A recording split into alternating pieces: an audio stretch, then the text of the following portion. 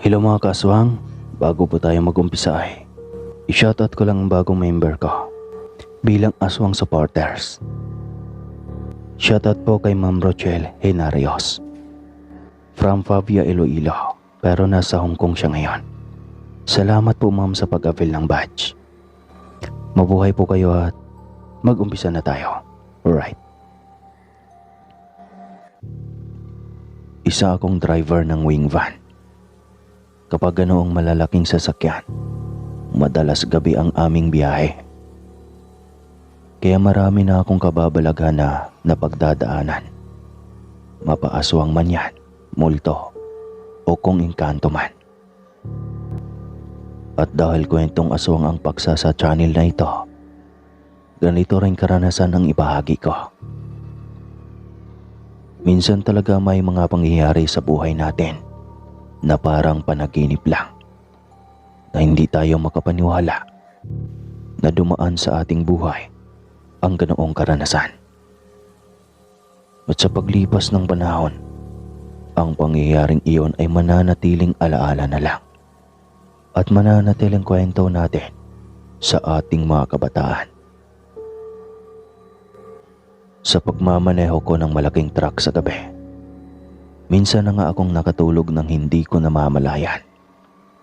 Mabuti na lang at naaanghilan pa ako at bigla ring nagigising. Iyon bang isang segundo na lang ay nasa ilalim na ako ng bangin.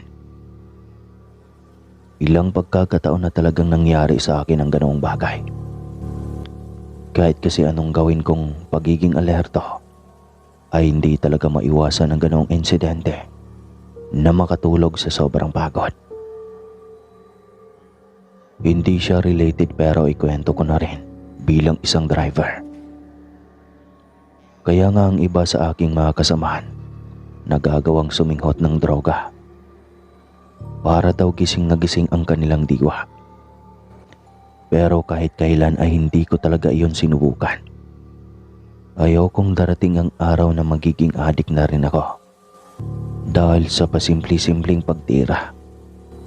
Ito na nga pala ang totoo kong istorya. Itago niyo nga po pala ako sa pangalang Cardo. Idol ko kasi si Cardo Dalisay ng Ang Probinsyano. Kagaya niya ay binigyan rin yata ako ng maraming buhay. Kaya hanggang ngayon ay hindi pa rin mamatay-matay. Joke lang po mga kaswang. Malaki ang pasalamat ko sa mahabang buhay na ibinigay sa akin ng Panginoon. Hindi man ako nabiyayaan ng buhok, nabiyayaan naman ako ng maraming buhay. O diba? Mas masaya. 59 na nga pala ako butihing taga Salaysay. Mahigit 2 dekada na sa trabaho. Hindi ko rin babanggitin rito kung saang probinsya ito nangyari. Basta nakarating ako sa ibang parte ng Luzon at Visayas. Kahit ano lang kasi ang karga ng malaking wing van na dala ko. At hindi ko na rin babanggitin kung saang kumpanya ako nagtatrabaho. Ang ikukwento ko na lang sa inyo ay nangyari noong taong 2005. Mag-isa lang akong bumiyahe dahil wala ang aking kasamang alalay. Sayang din kung ibibigay ko pa sa iba ang 500 na ibibigay ko sa kanya. Kaya para magiging akin ay hindi na muna ako naghanap pa ng pamalit sa kanya. Isang araw lang naman ang hiling niya dahil binyag ng kanyang mag-iisang taong anak. Nakasabay noon ay ang kaarawan nito. Bali ang 500 na iyon ay regalo ko na lang din sa anak niya. Kinuha rin kasi nitong ninang ang aking asawa. Mag-alas 11 pa lang yata iyon ng gabi. Ngunit dahil nasa labas na ng lungsod ay medyo tahimik na. May mga porsyon pang lubak-lubak sa mga panahong iyon. Sa bahaging pakorbada, may isang matandang babae ang nailawan ng headlight ng sasakyan. Uugod-ugod ito. Kaya unti-unti kong inapakan ng preno para tumigil. Baka kasi sa isip ko ay nag-uulyanin na ito. lumabas pa ng bahay sa kalagitnaan ng gabi. Tatanungin ko sana kung saan uuwi at kung malapit lang ay ihahatid ko na rin. Medyo bangin kasi ang bahaging iyon, kaya nakaramdam ako ng pag-aalala para sa matanda. Matanda na rin kasi ang aking ina, kaya ipagpapalagay ko na lang na sa ina ko iyon nangyari. Tapos iba ang nakakitang palaboy-laboy sa kalagitnaan ng gabi dahil nag-ulyanin. Tapos hinayaan lang. Siyempre masakit rin iyon. Matapos patayin ang makina ay sinara ko ang bintana at bumaba na roon. Bit-bit ang aking flashlight. Hinanap ko ang matanda dahil hindi ko na mamataan pa. Inikot ko ang sasakyan at baka sabi ko ay nagkubli dahil natakot. Subalit wala.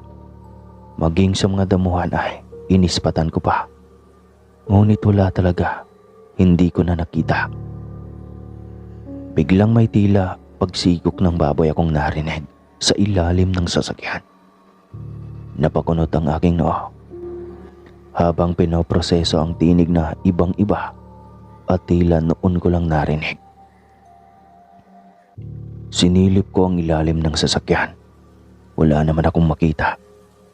Wala na rin ang tinig. Kumunot muli ang aking noo. Hindi ako nagkakamali. Sa ilalim talaga ng sasakyan ang galing ang huni ng nilalang na iyon. Imposibleng baboy dahil bangin na ang gilid at walang kabahayan. Biglang nanayo ang aking mga balahibo sa batok. Hindi ko alam kung bakit bigla na lamang ganoon. Pagaramdam ko kasi may hininga ang dumampi sa aking tenga. Dama ko ang init niyon. Nilingon ko iyon bigla, kasabay ng ilaw ng flashlight. Wala rin namang tao o kung ano man. Napakamot na lang ako sa ulo. Wari ko ay napaglaruan ako sa pagkakataong iyon. Nawala lahat ng antok ko sa katawan. Umikot na lang ako pabalik para sumampa na ulit sa sasakyan. Panay pa rin ang ikot ko ng flashlight. Baka sakaling may mamataan ako. Kapag multo, hindi naman ako natatakot. Ilang beses naman na akong napaglaruan sa daan. Minsan nga ay pagkaramdam ko, pabalik-balik lang ako sa isang lugar. O kung minsan kahit kasama ko pa ang lalay ko, ay dalawa kami ang napagtitripan ng mga elemento sa daan. Kaya nasanay na rin ako. Hindi naman sila mapanakit. Iyon nga lang ay napaglalaroan ka lang dahil wala silang magawa sa kanilang buhay. Aakyat na ako sa sasakyan ng biglang may huni ng wakwak sa aking likod. Mabilis akong napalingon at tiningala iyon. Sabay pa ilaw ng hawak na flashlight. Gage. Hindi pala multo o elemento lang ang nakasalamuha ko ng gabing iyon. Isang uri ng aswang. Nakalawit ang mahabang dila nito habang tumutulo ang laway. Ang laki ng mata. Halos nagbabaga sa sobrang pula. Aatake na sana ito ngunit dahil sa silaw ng liwanag ay napapikit at napaurong din ito. Kaya nakakuha ako ng pagkakataong pumasok sa loob ng sasakyan. Ngunit mabilis rin ako nitong nahablot pabalik.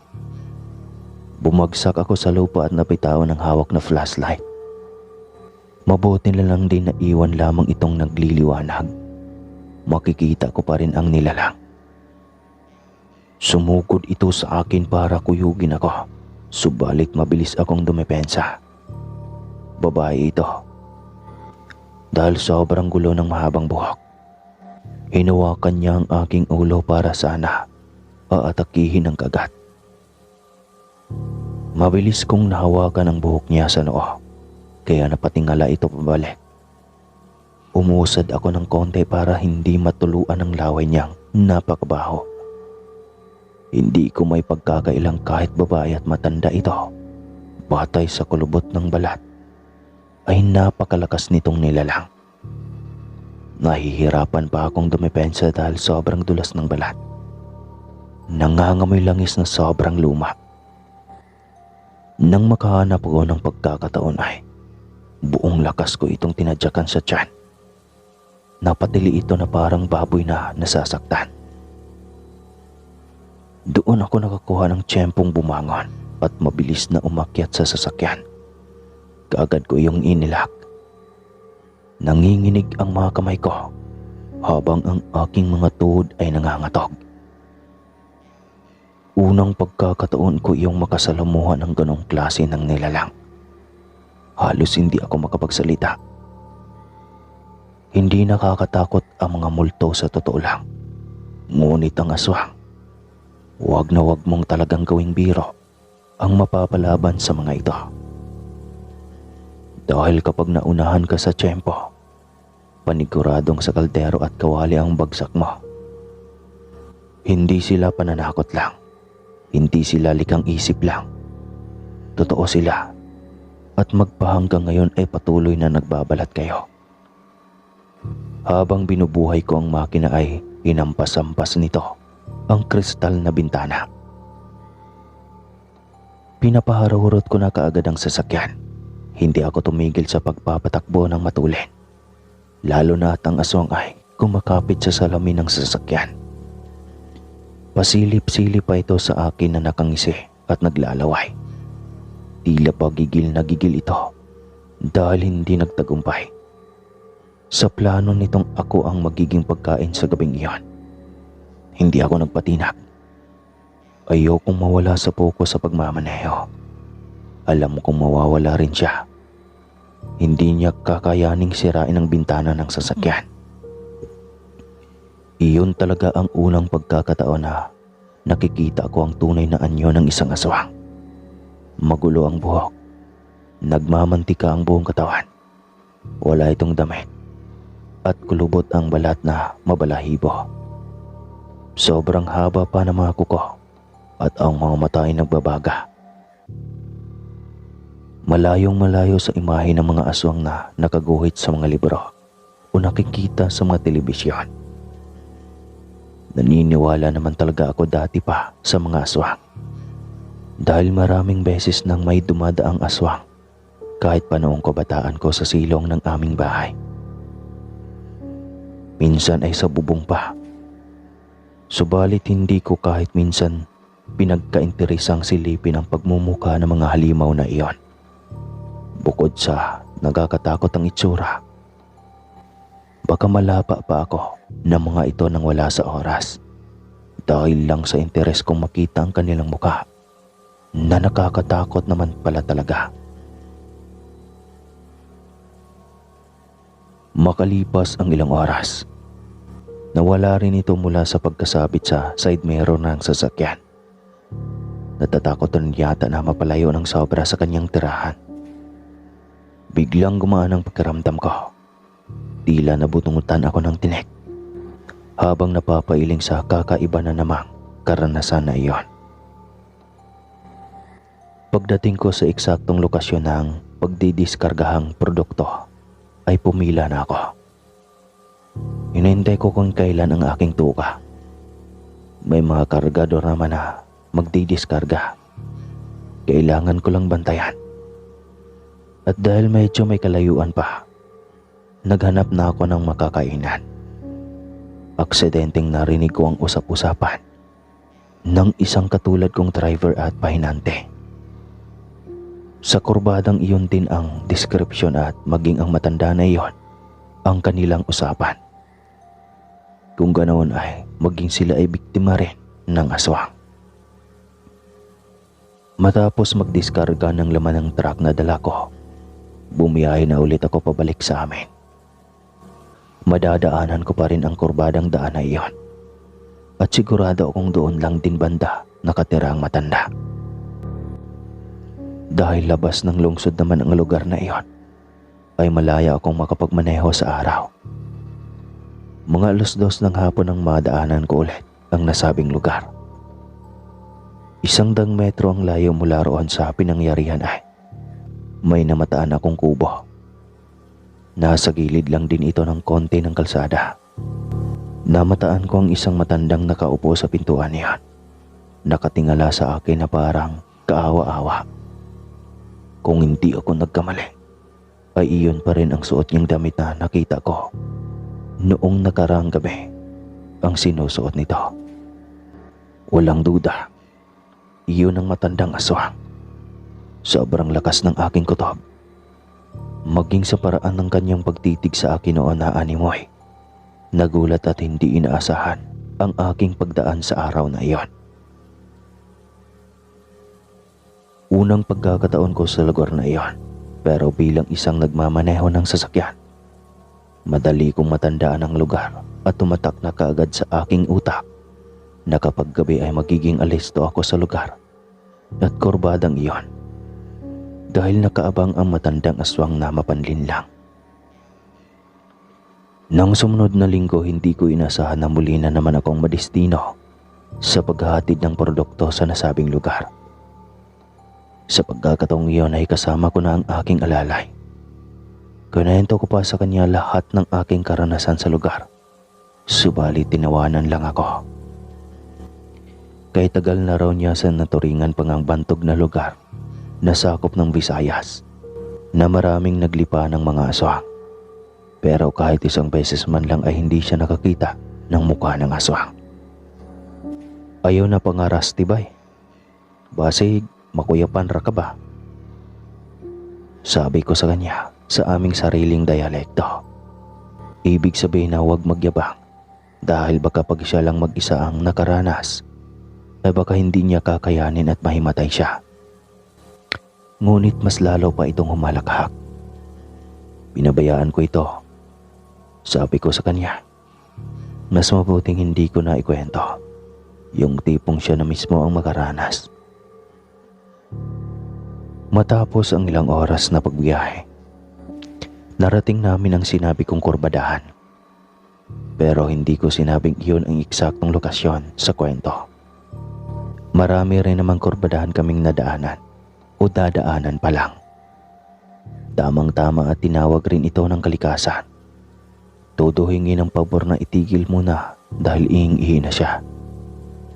Tumulog din ako. Inilugar ko muna ng husto ang sasakyan.